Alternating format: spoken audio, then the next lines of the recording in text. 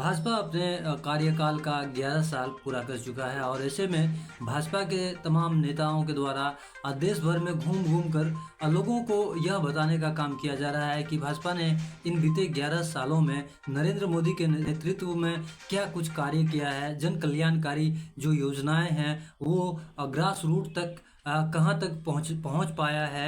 इन तमाम बातों की जानकारी ये दे रहे हैं, भाजपा की तरफ से दिया जा रहा है और लोगों को 11 साल के कार्यकाल का पूरा का पूरा हिसाब किताब लोगों को दिया जा रहा है। मोदी सरकार के 11 साल पूरे हो रहे हैं और यह 11 साल सेवा, सुशासन और कल्याण, गरीब कल्याण वर्ष के रूप में पूरे देश भर में भारतीय जनता पार्टी मना रही है।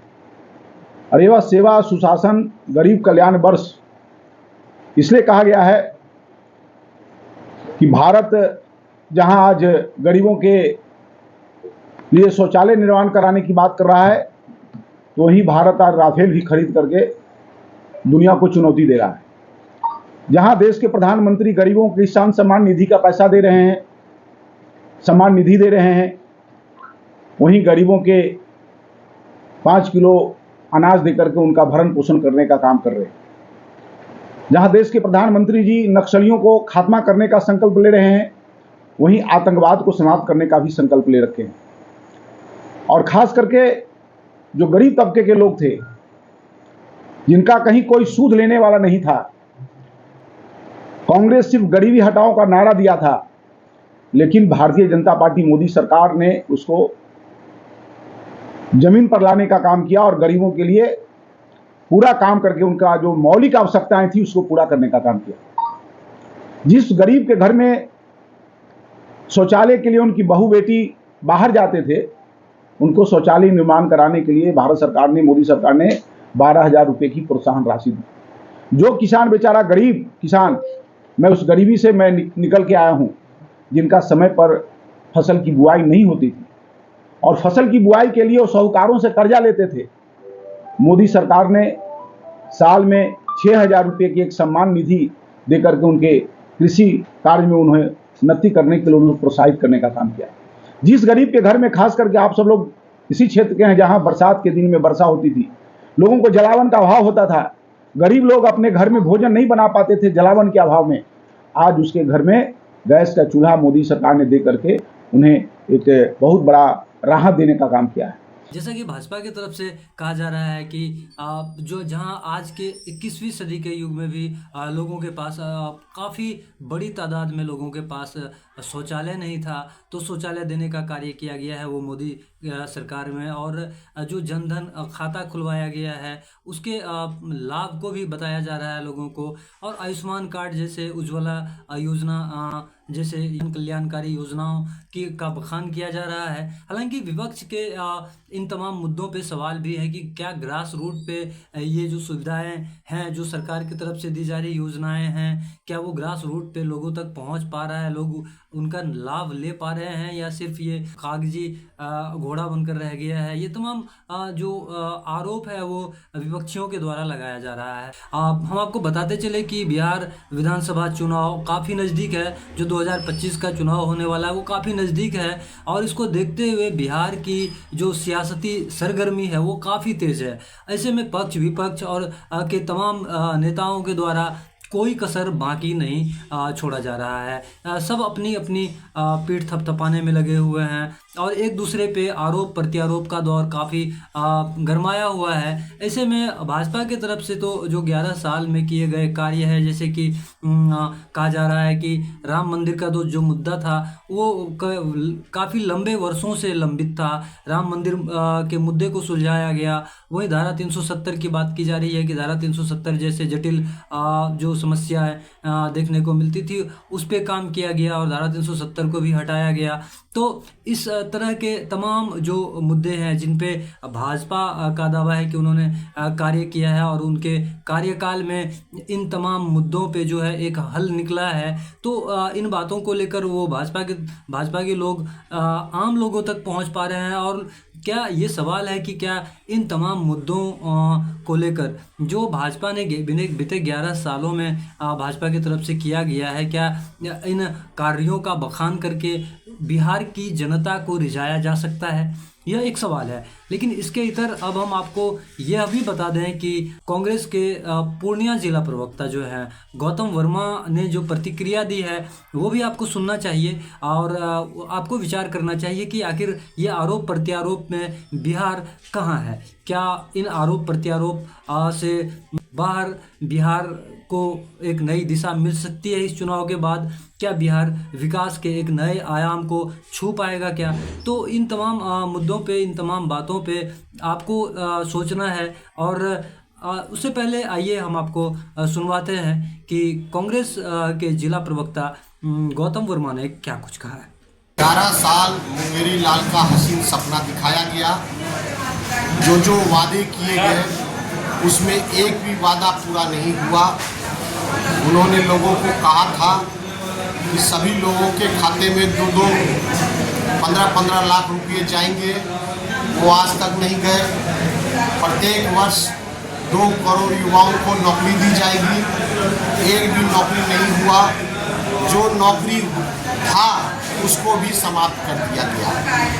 और जिस प्रकार से महंगाई, बेरोजगारी और भ्रष्टाचार बढ़ा वर्तमान मोदी जी की सरकार में, उसकी नाकामी को छिपाने के लिए ये महिमा मंडित कर रहे हैं अपने पूरे 11 वर्ष में काम किए। कोई ऐसा काम बता दीजिए जो जनहित से जुड़ा है, कोई ऐसा काम नहीं हुआ। उज्ज्वला योजना को गिना रहे हैं। अरे उज्ज्वला योजना से थोड़ी बहुत फायदा मिल गया। एक बार आपने गैस दे दिया फ्री में, उसके बाद वो गरीब व्यक्ति आपको 1200 रुपया सिलेंडर कहाँ से खर्च कर करके देगा? उसकी आमदनी कुछ नहीं है, वो किसी प्रकार अपना भरण पोषण करता था। आप जो चूल्हा बनाता था वो किरासन तेल भी आपने समाप्त कर दिया। कह रहे हैं कि आवास योजना का सबको लाभ मिला है। आवास योजना कोई उनका देन नहीं है, आवास योजना पहले से ही है, ये कांग्रेस के रीजन से ही है। आज अगर माननीय मनमोहन सिंह जी, स्वर्गीय मनमोहन सिंह जी का खाद योजना नहीं रहता जिसमें लोगों को खाद मिल जाता, गेहूं चावल, तो आज लोग भुखमरी की स्थिति हो जाती। आज दिन प्रतिदिन सभी चीज़ के दाम बढ़ते जा रहे हैं, उस पर कंट्रोल नहीं है ना। और जो पूंजीपति लोग हैं उनके जो है उनका ऋण को माफ किया जा रहा है। किसान की स्थिति बहुत खराब है, नौजवान आज बेरोजगार पड़ा हुआ है, युवा आज सड़क पर घूम रहा है। उनका कहना हुआ कि 1.5 करोड़ युवाओं को रोजगार दिया गया। कौन सा रोजगार दिए, कौन सा क्षेत्र में दिए, ये भी तो बताइए। खाली कहने से नहीं होगा। सरकार पर जिस प्रकार से लोगों ने विश्वास जताया था, भरोसा दिलाया था, उस पर ये खरा नहीं उतरी। लोगों को इस सरकार से बहुत ही जो है अंदर से मायूसी मिला है और केवल धर्म के नाम पर, जात के नाम पर ये सरकार जो है बनी हुई है। नहीं तो मोदी सरकार के द्वारा कहा जा रहा है कि जिन मुद्दों को लेकर, 3 तलाक को लेकर, उनके उन्होंने काम किया है, राम मंदिर बनवाने का काम किया है, धारा 370 भी हटवाने का काम किया है जो ऐतिहासिक है। अच्छा, इससे क्या जनता की पेट की भूख मिट गई? आज भूखमरी है, बेरोजगारी है, महंगाई है, इस पर क्यों नहीं बोलते हैं भाई? इस पर ना बोलिए जिससे हर व्यक्ति आज पीड़ित है, उस पर क्यों नहीं चर्चा कर रहे हैं? चुनाव का समय आता है तो हर स्टेट में जो चुनाव होता है वहाँ जाके बड़ी बड़ी घोषणाएं कर देते हैं। क्या फायदा होने जा रहा है? बिहार को आज तक विशेष पैकेज भी नहीं मिला। बिहार हमारा और पीछे चलता चला गया। भारत तो कहा जा रहा है कि चौथा बड़ा अर्थव्यवस्था। भारत आज ही अर्थव्यवस्था था, मनमोहन सिंह जी का देन है कि आज जो भारत की अर्थव्यवस्था मजबूत है तो माननीय स्वर्गीय मनमोहन सिंह की देने की अर्थव्यवस्था आज मजबूत है। आप उस पर नाच रहे हैं बैठ करके। आपको बना बनाया हुआ लड्डू मिल गया है तो उसको खा करके आप दिखा रहे हैं लोग। आपकी उपलब्धि क्या है पूरे देश के अंदर में, ये ना बताइए। अपनी उपलब्धि को नहीं बता रहे, अपनी नाकामी को छिपाने के लिए ये घूम घूम कर करके गलत प्रचार करके लोगों को गुमराह करने का काम बीजेपी आरएसएस के लोग कर रहे हैं। कहा जा रहा है कि कांग्रेस सिर्फ गरीबी हटाओ के नारे लगाया करती थी, लेकिन वाकई में गरीबी भाजपा हटा रही। एक बात बताइए, जब हिंदुस्तान मिला था आज़ादी के बाद, हिंदुस्तान में कुछ था भी क्या? कोई चीज़ उत्पादन भी होता था? कोई फैक्ट्रियाँ भी थी क्या? देश में सुई तक नहीं बनता था। अब कांग्रेस के रीजन में ही हवाई जहाज भी बन गया। सुई से लेकर हवाई जहाज तक बनाने का काम अगर कोई किया है तो वो कांग्रेस ने किया। आपने क्या बनाया है? आज अगर कोई गरीब मर रहा है तो एम्स में जा रहा है, वो किसका देन है? वो हमारा देन है। आप बताइए ना, इतने बड़े बड़े इंस्टीट्यूशन बने हुए हैं, किसका है? आज गेल बना, सेल बना, बेल बना, किसका देन है? सब जो है आपको कांग्रेस के रीजन का देन है। आपके समय में तो जो चीज़ था वो चीज़ भी बिक गया, बंदरगाह बिक रहा है, ईदगाह बिक रहा है, सब चीज़ तो बेचने का काम कर रहे हैं। अरे नया चीज़ क्या लाए ये ना बताइए आप। आयुष्मान कार्ड को लेकर के कह रहे हैं, आयुष्मान कार्ड कहाँ पर हो रहा है? कहाँ इलाज हुआ है? कितने लोगों का इलाज हुआ है? चलिए ना पूर्णिया में, आप छोड़ दीजिए, मैं जहाँ का रहने वाला हूँ वहाँ का बात बताता हूँ। कितना आपका हॉस्पिटल है जो आयुष्मान कार्ड पर आपका इलाज करा रहा है। आज भी गरीबों की स्थिति बहुत बदतर है पड़ी हुई। आज मेडिकल कॉलेज का निर्माण हो गया, सदर अस्पताल को विलुप्त करा दिए। सदर अस्पताल में 500 बेड का व्यवस्था था, मेडिकल कॉलेज में 300 का व्यवस्था भी नहीं है। आज उसी पुराने बिल्डिंग में आज चल रहा है। सदर अस्पताल भी समाप्त हो गया, मेडिकल कॉलेज भी नहीं है आपका। तो गरीब तो मर रहा है, पलायन कर रहा है भाई। और आप बोल रहे हैं बैठ कर तो अपने मुंह में यहाँ मिठू बनिए आप, उसको कोई नहीं रोक सकता है। लेकिन जनता देख रही है, 400 का आंकड़ा तो आप पार नहीं किए, किसी तरह तिक्रम लगा कर करके सत्ता बचा लिए अपना, बस अगली बार वो भी चला जाएगा आपके यहाँ से। तो बिहार चुनाव को कैसे देखते हैं आप? बिहार में नहीं है और बहुत मजबूती से बिहार में सरकार बनेगी, क्योंकि 20 साल की नाकामी को, एनडीए के नाकामी को बिहार की जनता ने देख लिया। बार बार झूठा आश्वासन दे कर अब सत्ता पर काबिज नहीं हो सकते। तो जनता को रिझा पाएंगे आप लोग? हाँ, जनता को रिझा पाएंगे? किन मुद्दों से रिझा पाएंगे? मुद्दा मेरा बेरोजगारी है, महंगाई है, भ्रष्टाचार है, ये मुद्दा है। इस मुद्दे पर हम बढ़ रहे हैं। और आज आप देखिए कि माननीय राहुल गांधी जी बेरोजगारी हटाओ, नौकरी दो, जब लेकर के निकले तो सैकड़ों की संख्या में, लाखों की संख्या में लोग उनके पीछे, युवा वर्ग जा रहा है, क्योंकि युवा उसी से पीड़ित है।